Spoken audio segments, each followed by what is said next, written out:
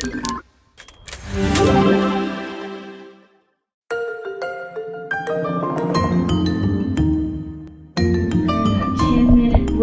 So congratulations to the integrity team and keep coming to school on time, students, so your team can be recognized as well. I'm wondering why there's side conversations. Agenda out, Alexis.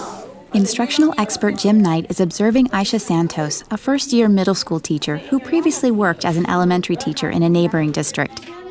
Ms. Santos now teaches 7th grade language arts. She wants Jim to assist her in better structuring and pacing her lessons. Today, her students are going to be editing their evaluative essays on each other's work. But first, there's a warm-up activity in which they spot errors in a piece of prepared text. Okay, for those of you who are wondering, what are we supposed to do? It says the paragraph below tells about a special date in April history. Can you find and mark 10 errors or mistakes in the paragraph? You might look for mistakes like capitalization, punctuation, spelling, or grammar. All right, I'm gonna give you guys about 10 minutes to work on that. What I want us to do today is I want us to have a conversation where you say, you know what? This is what I want to work on, and I want to fix this, and I want you to leave here with something you're going to use the rest of your life. That's not a waste of time where you say, this was really a worthwhile use of time. I wanted to talk about my warm-up. What are your thoughts? I don't know why warm-ups are supposed to be quick. 5-10 minutes. And my warm-up seemed to go on a little longer than it should. I timed it. Please don't tell me. 8:27 to 8:54, 27 minutes. That's not good. And I think it's because they struggled with, I thought it was something was so simple in my mind. Yeah. This is gonna take them a couple of minutes. Right. It didn't happen. I flopped. No, you didn't flop, but it was a lot of time. I have about 2.5 minutes, wrap up.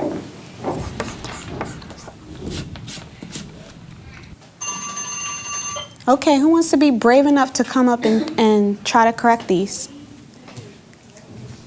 No one? Okay, so I have to bravely choose somebody. I'm gonna choose Kendra. Can you come up? What I want you to do is read each line and tell us what the mistakes are, circle it, and then correct it. And correct them. Actually, all you had to do was circle the letters. Do you see anything else wrong with that sentence? So what do? After 10 minutes of warm-up, it's supposed to be something quick and they're not getting it. Well, there's at least two things that come to mind. Okay, One of them is to rethink the warm-up, okay, and keep it short and keep it, you want it to be something they can succeed on. exactly. The case here was, it was just too much stuff. Okay, But I think you keep it quick, and you're always thinking, what can I do to keep that elastic band tight? it's a time when kids can enjoy the fun of verse. There's something else wrong with it. Like, for example, was it Kendra who came up and was it where's it supposed to at be the at? projector? Kendra, yeah. Yeah. So, maybe what you have her do next time is you say, maybe Kendra, your job is you're going to be the editor, but I'm going to be the one who tells you what to write down. And so I'm going to ask the questions of the kids, and then we're going to do it, and you're going to write it down for me. April is National Poetry Month. It's a time when kids can enjoy the fun of verse. When she started to do the reading and everything, you could sort of feel, did you feel that on the tape? Did you see that? I did. Yeah. Do you see anything else wrong with that sentence? No? Where is it supposed to be at? Between the T and the S. I've had kids that just need that wait time, and then they're able to give me the answer. Oh, yeah, absolutely. Some kids, it's going to take them a few seconds to process. And then you want to watch the kids, and you want to ask the questions, and you want to call on all the kids, and you don't let them off the hook. Okay. Because we're all learning here. Too many ands. Crazy, right? Next, Aisha goes through some guidance for students on how to edit. Yeah. Okay, here we go. Each sentence ends with the proper punctuation. So, if you have a statement, period. If you have a question, question mark. If you're saying something that has a whole lot of expression in it, like, what a glorious day! Exclamation mark, okay? You with me? Okay, adjectives and adverbs are used. Ismail's gonna tell me what an adjective is. Things that make you go, right? Well, then look at its opponent. What's an adverb? And what you can do is you just look at, okay, what do they need to learn here? Now, the trouble is this takes time. But if you list out, here are the things we're going to learn. How can I make it simple? I'll teach them one. I'll make sure they've got it. So if you took your editing list of editing things, Right. you could do 1 or 2 a day and make sure we got it. And then keep adding them and keep it boom, boom, boom. Good. Was this easy to do? It took you a while, didn't it? I wanted to give you a taste of what we've already been doing in class. Finally, Aisha gets to her main activity, showing students how to edit their evaluative essays on each other's work. Today I'm going to show you how to take your evaluative essays and edit them. So our essential question is, why is it important to revise and edit? Well, it's important because it is going to allow you to make changes and corrections to enhance the writing. What does it mean to enhance, Aaron? Make it better, to improve your writing. My colleagues and I are always talking about how we need to do more modeling for the students. And my concern sometimes is, am I over-modeling? Yeah. Am I going overboard with it? Because I think there comes to a point where we do have to have that gradual release. Right.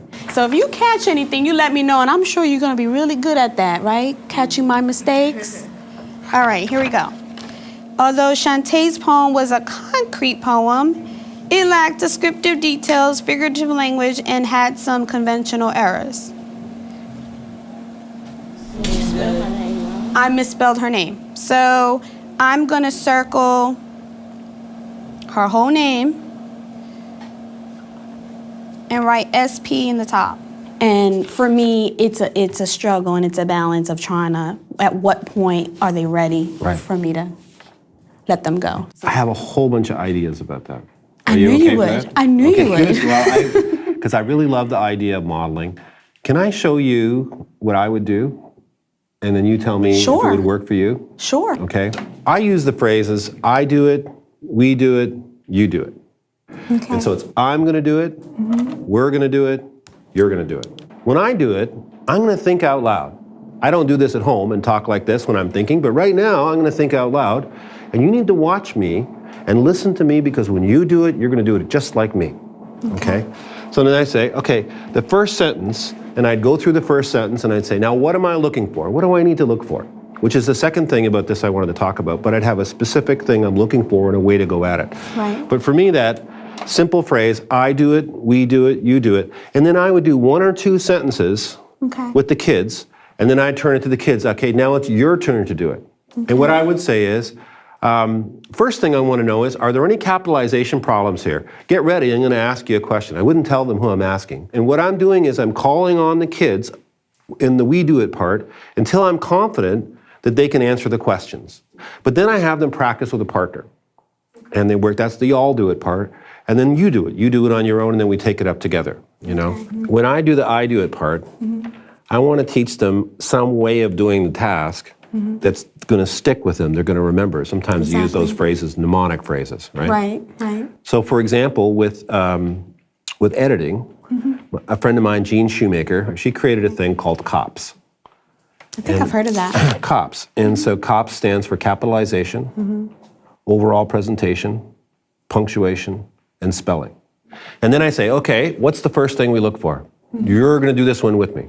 Okay. Well, the first thing we look for is, well, what's the phrase? It's COPS. That's right. What's COPS? Capitalization. What do we look for? Capital letters. We look for the start of the sentence, and we look for proper nouns. And then I go through it with the kids. Boom, boom, boom, boom, boom. And we do a couple until I feel they're right with me. And I don't say, Allison, what's C? I say, okay, everybody, what is it? So everybody They're can do with that me. input.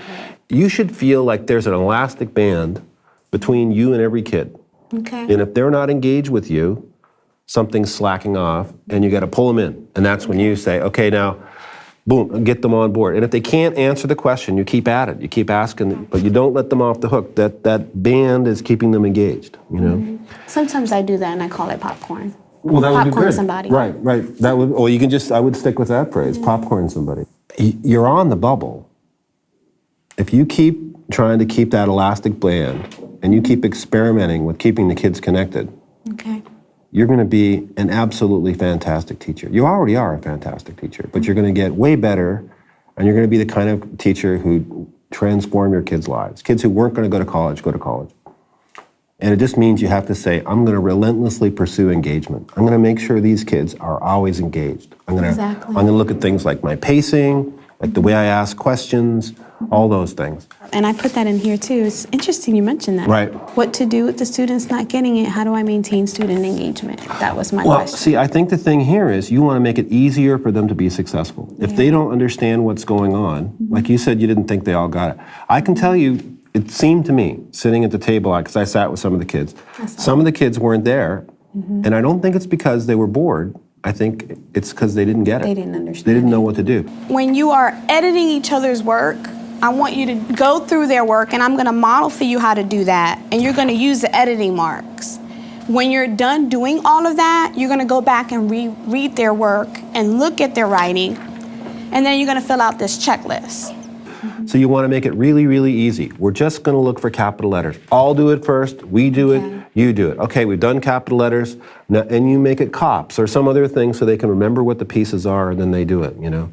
I'm glad you're telling me that, because I'm used to teaching that way in smaller steps. And I think one of the things I've struggled with is coming from 3rd grade, where I'm used to doing that, to 7th grade. I didn't want to make it almost like I'm still teaching elementary, but I still feel like they need those baby steps. And the way that you're explaining it to me is making more sense, and being able to adapt that to middle school. I think what you're striving for is you want the kids to feel they succeed.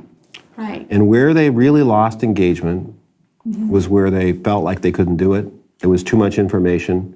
They couldn't get there. And you know, when you had them shout out their answers, they were a little more with you, and I could see you trying to get them energized. I was. Yeah. And my rule is, if you start with quotations, you repeat me. You start with quotations. You start with quotations. You start with quotations. You end with quotations. Kids have to know that you're in control, Right. you're the boss, but also you have to give them lots of freedom to do their activities and have lots of fun. Right. And so for me, I think there are lots of things you can do to be in control without being a control freak. So one thing I think is the way you carry yourself, how fast you talk. You want to keep it pretty energetic. Adverbs are verbs that describe the... Oh, it describes another word. Adverbs are words that describe the verbs. Adjectives are words that describe the noun. Okay? Whenever you do something, it should involve every student. Okay. So if you ask a question, every student knows they might get asked. I usually tell the kids, if you look bored, you're my guy. So you better be looking interested, because if you look bored, and then I call on whoever looks like they're not with me, and I call, during something like this, I'd have a lot of questions. I try to do a lot of scaffolding as I'm teaching.